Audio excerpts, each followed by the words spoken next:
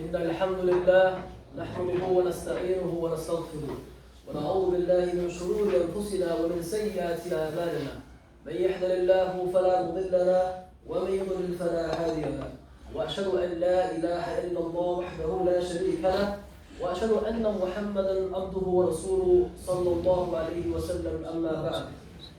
All praises and all thanks are due to Allah alone. Therefore we praise Him and seek His help and seek His forgiveness. We seek refuge in Allah from the evil of ourselves and from the evil consequences of our actions. The one whom Allah guides, nobody can misguide. And the one whom Allah leaves astray, there is no one to guide. I bear witness that there is no ilah, no God worthy of worship except Allah alone without partners, and that Muhammad sallallahu alayhi wa sallam, may the peace and blessings of Allah be upon him, is the final prophet and messenger to the whole of mankind. My dear respected brothers and sisters, today's khutbah is dedicated to a few ayat in Surah Rahman. And this is one of the most famous surahs in the Quran.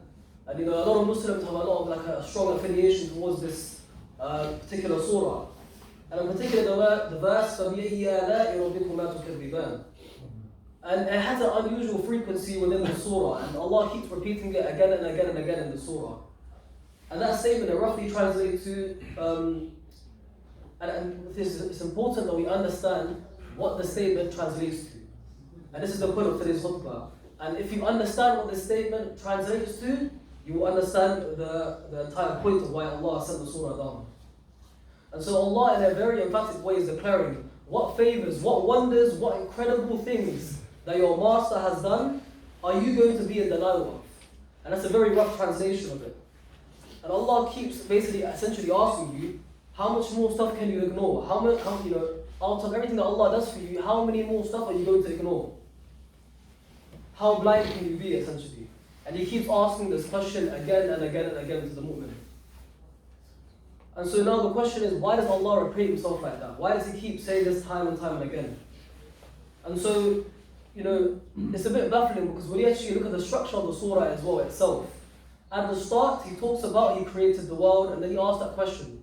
And then later on He's describing Judgment Day, and then He asks the question again. Then He talks about Jahannam, and then He asks the question again. Then Hellfire, then there's all these different topics. And then every few ayat He talks about Jannah, and then He asks that question again. فَبِأَيِّ آلَاءِ رَبِّكُمَا تُكَذِّبَانِ. So it's not necessarily like it's one subject that Allah is referring to.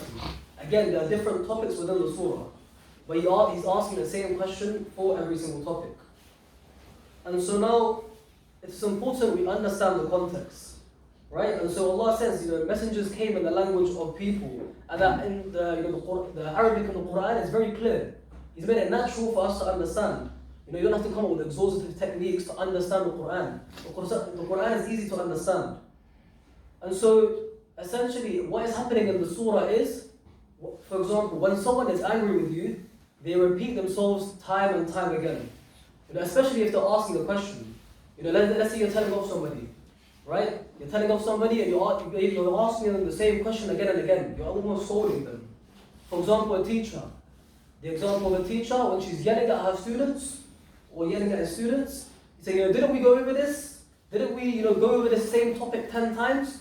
Didn't we revise this for the last 10 lessons?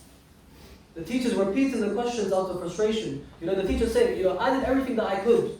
Why didn't you do your part? And the more he repeats the question of Allah subhanahu wa ta'ala in the Surah Rahman, the more of an expression of how angry he is and how upset that people have taken advantage.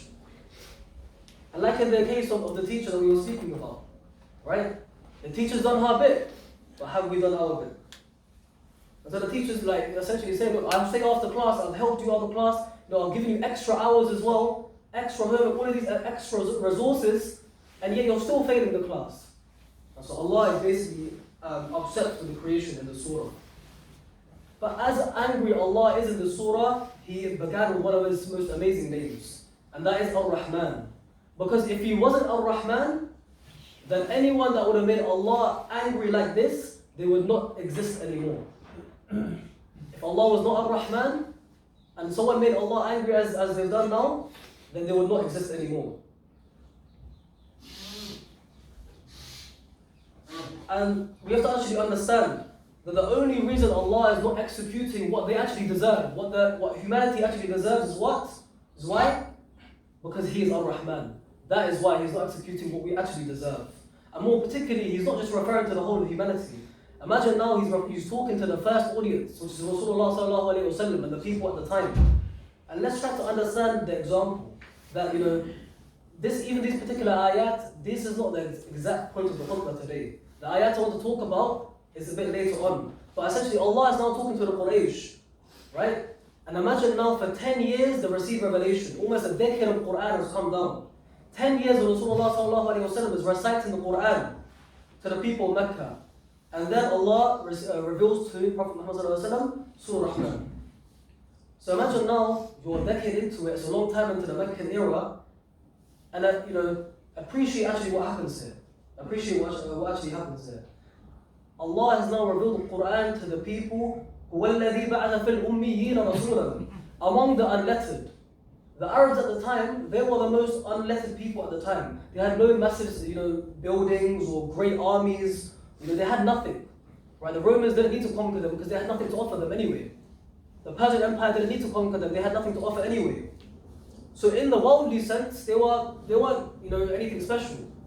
Right? And they were illiterate as well, unlettered, as Allah describes in the Quran. And you may be thinking, okay, maybe in the dunya sense, they had nothing. But even in the spiritual sense, they were the most backward people. Imagine now, you may be thinking, maybe in the dunya sense, Allah is only referring to them. Maybe in ibadah, they were quite good. Maybe that's why Allah sent His greatest revelation to them. But no. Even in terms of ibadah, they were the most backward people. Because let's think about it. If we went to back in those times, like the China or the Indian Empire, whatever it is, right? They would have these temples, and of course they're indulging in shirk.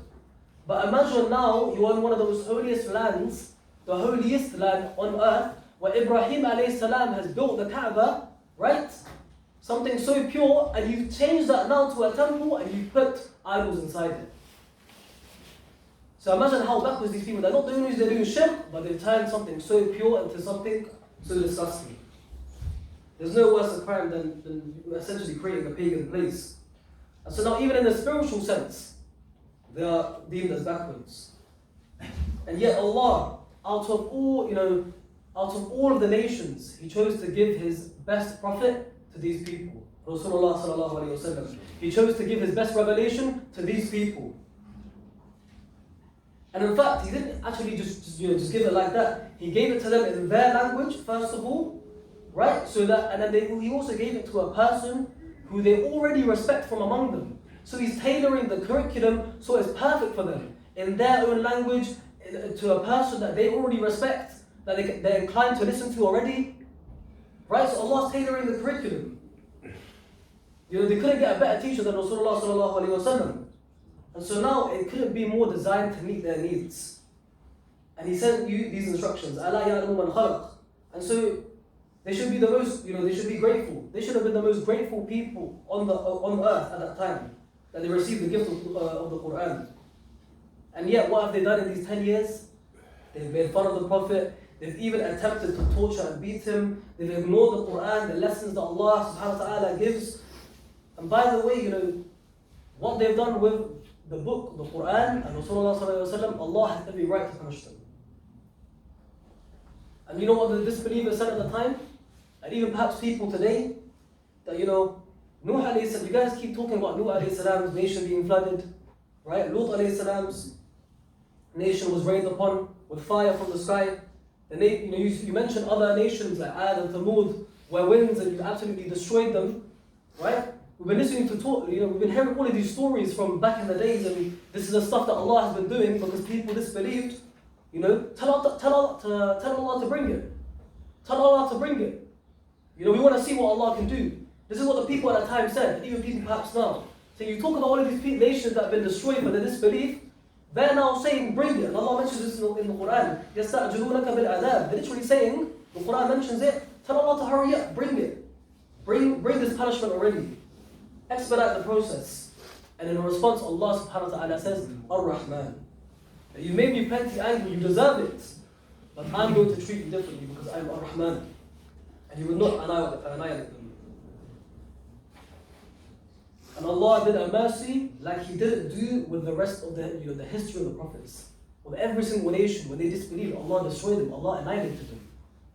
But with the nation of Rasulullah sallallahu alaihi wasallam, He did not do this. He was Ar-Rahman.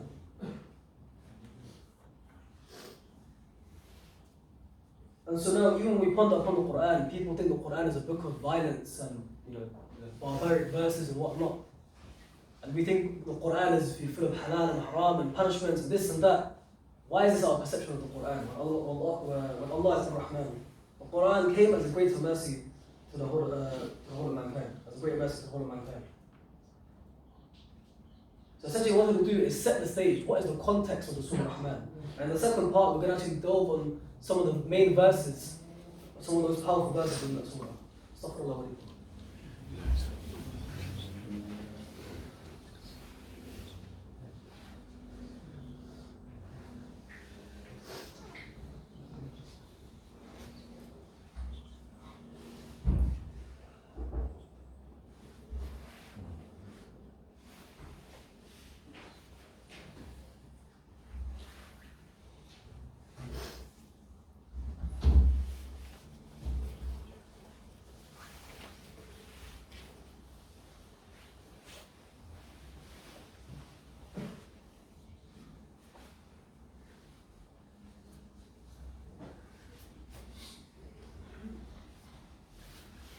Alhamdulillah, wassalatu wassalam ala Rasulillah. So the context of the Surah Rahman, as we've understood, is that Allah has now revealed these verses to perhaps people that they didn't deserve the mercy of Allah subhanahu wa ta'ala. Right? And these people are perhaps not interested in religion, they're not interested in the messenger, and they're making fun of the religion. And Allah is talking to these people in the surah.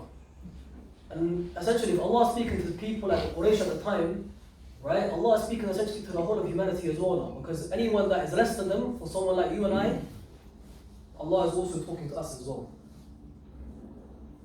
And so, Allah in the Quran, He always gives us wake-up calls. Some people think the Quran is only for good people, or the Quran is only for harsh punishments for harsh people. This is not the case. Allah gives very profound lessons in the Quran and wake-up calls. And one of the wake-up calls Allah gives in the Quran that I wanted to share with you today is when He says, كُلُّ مَنْ عَلَيْهَا فَانٍ.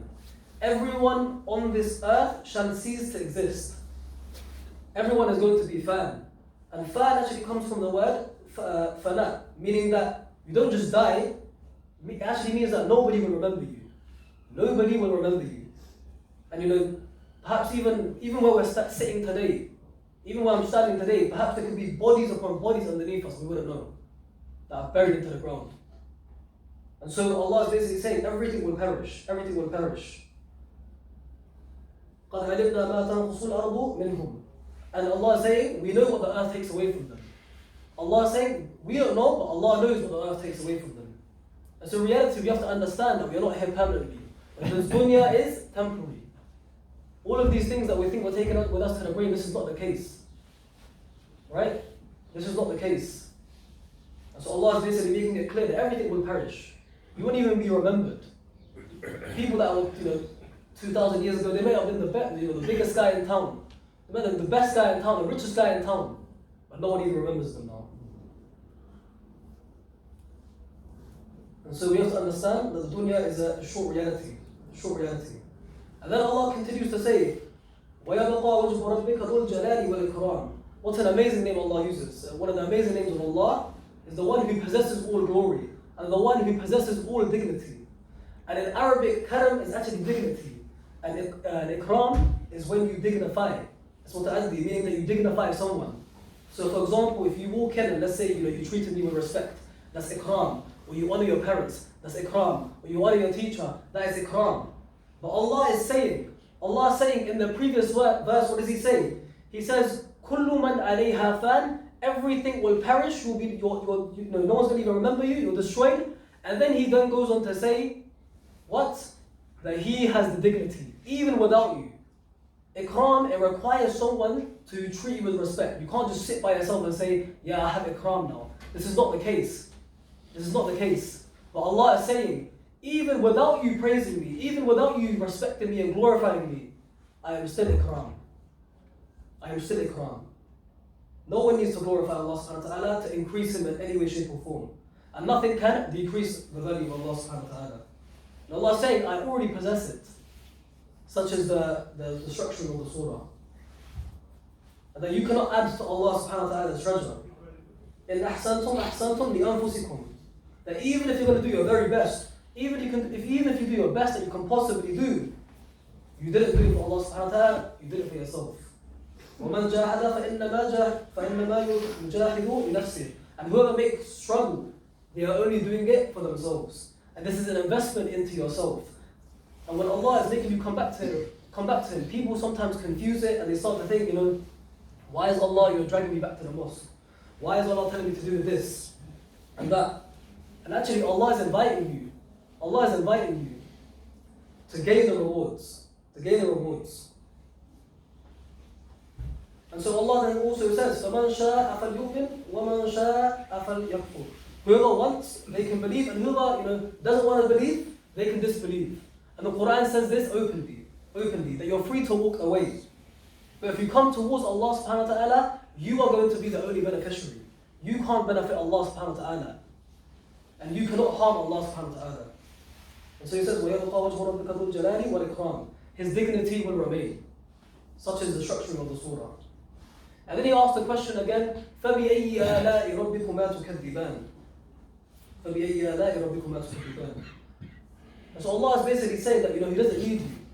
He does not need any single one of us. He does not need your charity, your salah. This does not increase Allah in any way, shape or form.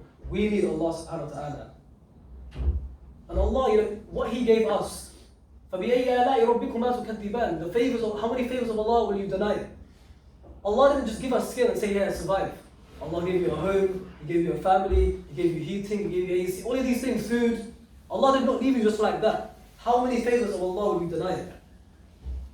And so, this is a powerful argument Allah is making in Surah Rahman. That كُلُّ مَنْ عَلَيْهَا فَانٍ, you will all perish, and only Allah's dignity will stay, Allah's honor will stay, without you having to make a karam of Him. And so some of us think that, I made dua to Allah subhanahu wa ta'ala, that Allah owes me something now. I gave something in sadaqah, Allah owes me something now. This is the attitude now that we come with. And this is a very, very arrogant and mistaken attitude that we should have. When Allah, every single time your heart beats, it seeks the permission of Allah subhanahu wa ta'ala before it beats. Every single cell that moves in your body, every single time the blood cells or whatever it is moves inside your body, it seeks the permission of Allah subhanahu wa ta'ala. It seeks the permission of Allah subhanahu wa ta'ala. Even when you are sinning. And the heart is beating when you're sinning, when you're doing the action. And it's asking, oh Allah, allow me to beat. It's seeking the permission of Allah, and then Allah is still saying, continue beating, I'll deal with him later on. Such is the mercy of Allah subhanahu wa ta'ala. And some people think, I'm making dua. And so we have this perception now, this sort of perspective that dua is like an Amazon order. You make dua, and Allah, next day delivery. Why is this the case? Why are you making dua thinking that Allah is gonna, Allah owes you something?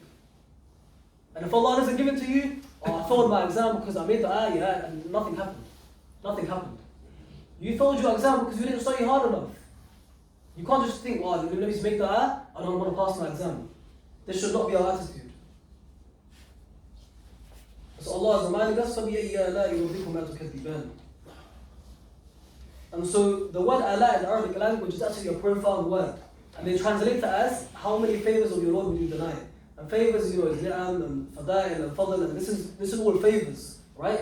But the word ala, right, is used in the context now that to get your attention.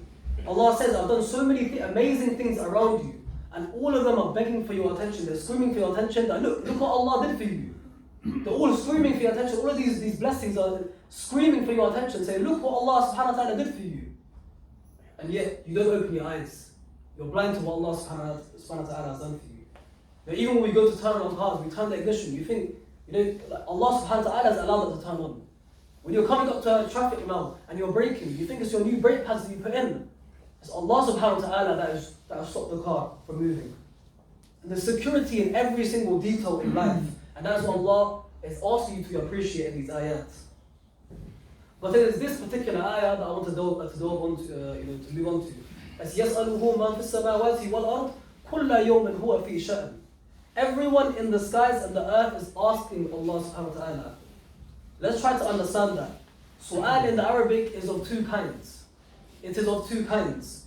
That means, we're asking him, the angels are asking him, the animals are asking him. But you're probably thinking, okay, we're asking Allah subhanahu wa ta'ala for all of these things. What about for the non-believers who are not asking Allah, or the atheists that is not asking Allah subhanahu wa ta'ala? Right? And what you need to understand is the Arabic language is beautiful in the sense that a word can have many meanings. And so one of the meanings of su'al is needing also. So it's the person that asks, but also someone that is needing. Right? So for example, فَأَمَّا السَّائِلَ فَلَا تَنْهَرْ. The one who asks, don't shrug them. Also, the one who needs, don't shrug them. So the people that are poor, they actually need something, and you actually give it to them. You need to give, don't shrug them, Allah is saying. And so su'al in this context also means to need as well. And every single one of us needs Allah subhanahu wa ta'ala, whether you're Muslim or not Muslim. And like the example we gave of the heart, every time it seeks the permission of Allah to beat, it doesn't matter if you're Muslim or not Muslim. It's asking the permission of Allah subhanahu wa ta'ala. And not even a leaf falls without the permission of Allah subhanahu wa ta'ala. So understand, فَبِأَيِّ آلَاءِ رَبِّكُمَا تُكَذِّبَانِ. Which of the favors of Allah will you deny? And so it is easy for Allah to punish us straight away. It is easy for Allah to punish us. Whenever you do a sin, Allah is Ar-Rahman. For example, let's say you eat haram. Allah does not give you some stomach cancer, does He? Or if you look at something bad, Allah does not, you remove your eyesight, whatever it is. Allah is Ar-Rahman. And this particular ayah is actually not a warning in the surah Ar-Rahman.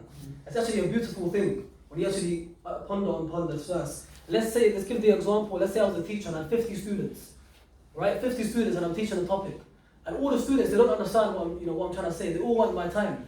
And let's say I even give them 5 minutes of my time. 5 minutes of my time, some of them are going to have questions I don't know what the answer to. Some of them are going to have questions that are a bit more difficult or they need more time. They need longer than 5 minutes and they're still complaining. And I gave 5 minutes to 50 students. That's all like 250 minutes, right? You're going to be exhausted. You're going to be like, you know what, I can't do this anymore. Or even the head of the household, they get overwhelmed. They're like, you know what, I need a holiday. I can't do this anymore. But one of the actual attributes of Sha'n is that Allah can do this. Like Allah is the only one that can do this. Allah is the only one that can do this.